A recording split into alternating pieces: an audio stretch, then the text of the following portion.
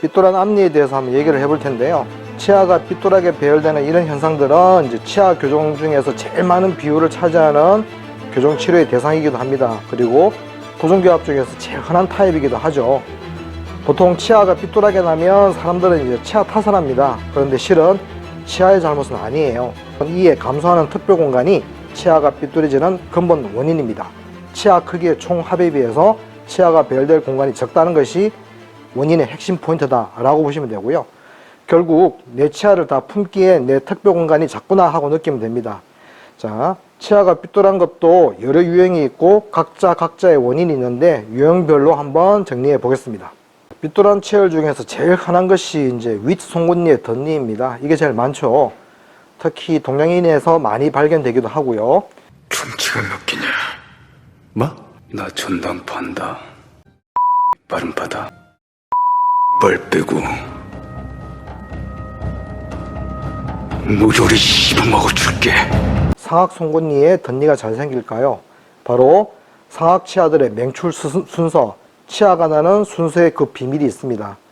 우선 상악은 앞니 4개가 먼저 나오고 그 다음 제1대구치, 그 다음에 작은 어금니 2개가 순차적으로 맹출하고요. 결국은 상악 송곳니가 제일 늦게 나오는데 결국 제일 늦게 맹출되기 때문에 공간이 부족해서 정상 위치를 이탈하는 이 결과를 오롯이 상악 송곳니가 다 따는 것입니다. 두 번째 경우로는 물론 윗앞니 4개도 삐뚤한 경우가 있습니다. 중절치, 흔히 대중들은 대문니라고 부르죠. 이런 치아들이 삐뚤한 경우도 있고 측절치가 안으로 들어가서 삐뚤한 경우도 있고 아까 말씀드렸던 중절치 자체가 삐뚤한 경우도 있습니다. 한편 하악은 상악과 달리 앞니 4개가 나오고 그 다음에 제1대구치가 나오고 이후엔 송곳니가 나오고 송곳니가 나온 다음에 작은 어금니가 나오기 때문에 송곳니 혼자서 공간 부족으로 인한 위치 이탈을 송곳니가 혼자 뒤집어 쓰는 경우는 상악에 비해서는 빈도수가 훨씬 적습니다. 그래서 하악은 아래 앞니 4개가 삐뚤한 유형이 아래 송곳니 덧니보다는 훨씬 빈도가 많습니다. 때론 전니, 유치의 작은 어금니가 영구치가 나오기 훨씬 전에 빠져가지고 빈 공간이 생기고 이에 이 빈 공간 뒤쪽에 있는 어금니들이 영구치가 나오기도 전에 빈 공간으로 전방 이동을 해버리는 바람에 영구치 작은 어금니가 나올 공간이 부족해서 작은 어금니 자체가 덧니처럼 나오는 경우도 있습니다. 이건 사실 유치의 작은 어금니가 빨리 빠질 경우 그때 바로 공간 유지 장치를 만들어서 껴서 빈 공간을 영구치가 나올 때까지 유지만 해줬더라면 충분히 사전에 예방이 가능합니다. 그래서 영구치가 나오기 전에 전니가 너무 빨리 빠지면 부모님들은 자녀분들을 치과에 빨리 데리고 가서 공간 유지 장치를 만들어 주세요. 분명 실보다는 덕이 압도적으로 큽니다. 지금 이 사진을 보면 이제 앞니가 안팎으로 덧나는 것이 아니라 제자리에서 회전되어 배열되는 경우도 있습니다. 이 경우는 앞서 보여드린 치아의 위치 이상처럼 공간 부족만 원인인 것이 아니라 여기에 한 가지 더 추가적인 원인이 있습니다. 바로 치근, 치아 뿌리와 잇몸뼈 또는 잇몸을 연결하는 잇몸 선유들이 회전하여 가지고 나타나는 위치 이상 현상이 바로 치아의 회전입니다. 회전은 조금 투명 교정으로는 고치기가 힘듭니다. 물론 철사 교정도 앞의 유형에 비해 치아 이동이 참 더디고 어렵습니다.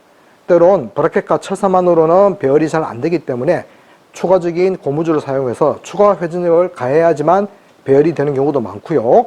또 교정 후에 재발이 제일 잘 되는 유형이기 때문에 치아 안쪽으로 붙이는 고정성 철사 유지 장치를 장기간 붙여야 됩니다. 회전된 잇몸 섬유의 끈질긴 저항성 때문에 그런데요. 이 섬유의 저항이 무척 강해서 치아 이동도 더디고 교정육에 반응도 잘 하지 않고 교정 후에도 바로 이 끈질긴 잇몸 섬유의 저항성 때문에 재발을 잘 일으킵니다. 이제는 해법을 알려드리겠습니다. 첫 번째, 치아가 약간 삐뚤한 경우인데요.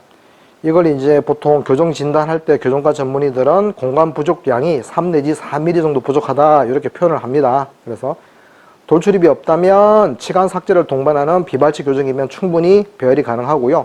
만약 돌출입이 있다면 추가적인 공간이 더 필요하니까 발치 교정도 고려해 볼만 합니다. 두 번째 유형은 이제 치아가 중간 정도 삐뚤한 경우인데요. 다시 말해 공간이 중간 정도 부족한 경우입니다. 삐뚤한 치아만 관찰해 보면 치아를 뽑아서도 빈 공간 마련이 가능할 것 같고 비발치 교정도 가능할 것 같고 해서 교정 상담을 이제 다니면서 치과마다 진단이 달라서 환자분들이 제일 혼란스러워하는 유형이 바로 이런 타입이죠. 이제 공간 부족량이 5 내지 8mm 정도 부족하다라고 표현을 하는데요. 자, 발치도 가능할 것 같고 비발치 경우엔 치간 삭제 더하기 사랑니 발치 후 어금니 후방 이동까지 해야지만 배열을 위한 충분한 공간이 생기는 경우다라고 말씀드릴 수 있겠습니다. 우리가 앞니 치간 삭제 더하기 어금니 후방 이동까지 더해지기 때문에 과연 이 환자의 턱뼈 유형이라든가 얼굴형에서 어금니 후방 이동이 부작용 없이 가능한지를 면밀히 따져봐야 됩니다. 그래서 이제 공간 부족량만 쳐다보면 진단에서 발치로 갈지 비발치로 갈지 계속 혼돈이 오지만 이제 돌출입의 여부, 돌출입이 있을수록 발치 쪽으로 가야 되고요. 또 턱뼈 공간의 사이즈, 턱뼈 공간이 크다면 비발치 교정으로 갈 가능성이 높고 턱뼈 공간이 작다면 발치 교정으로 갈 가능성이 높아지겠죠.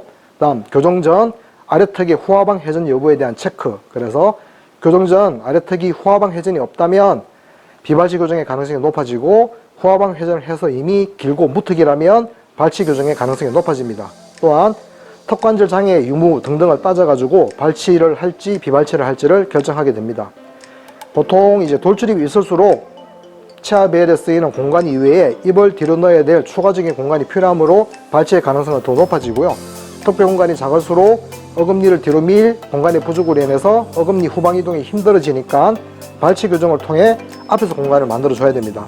또한 어금니를 뒤로 밀수록 쐐기 효과에 의해 아래턱은 후하방 회전할 가능성이 높아지므로 교정 전에 이미 아래턱은 후하방 회전으로 무턱이고 긴 얼굴형이라면 발치 교정을 해야 교정 후 얼굴형이 더 나빠지는 것을 최소화할 수가 있겠습니다. 자, 이제 사진에 나오는 이런 수준으로 극도로 삐뚤한 치아는 거의 공간 부족량 9에서 10mm입니다. 여러분들이 딱 봐도 이거 안 뽑고는 답이 안 나오지 않습니까? 그래서 이 정도면 첫 번째 장어금니를 뽑고 배열하면 거의 발치 공간이 남지 않을 겁니다. 턱뼈 공간이나 얼굴형 부족과 상관없이 이런 것들은 무조건 발치 교정을 하는 것이 맞습니다. 예, 오늘도 감사합니다.